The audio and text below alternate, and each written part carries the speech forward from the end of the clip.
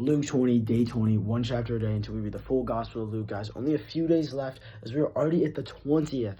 I feel like it's been flying by, but we're still not done yet, and I have 2 points I want to talk about today. The first being around the start of the chapter, the parable of the evil farmers.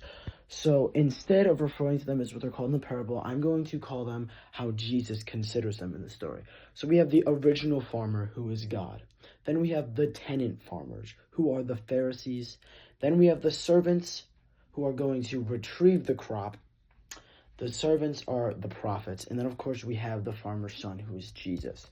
So in this story, in the holy terms, we see that God is giving his farm to the Pharisees, and God is going away.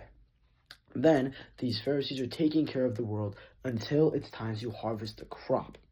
So God sends his servants or prophets, and these prophets are beat up, hurt, and sent back by the Pharisees. The Pharisees, they beat them up, send them right back to God, saying, no, this is ours.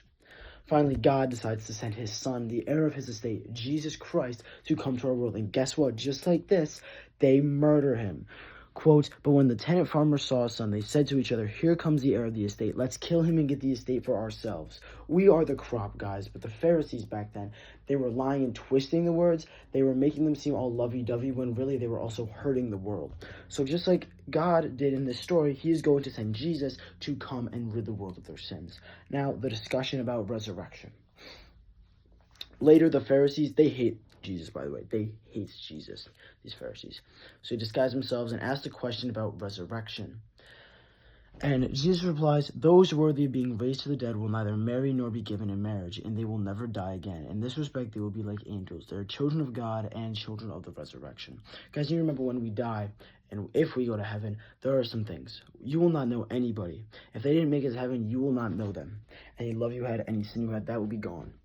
So turn everyone you can. So maybe you can be with that person in heaven. You can be with that friend in heaven. You can have that guy or have that girl in heaven with you that's important to you, because they're not going to come to heaven. They're not going to be born again if you do not save them, if they do not find God.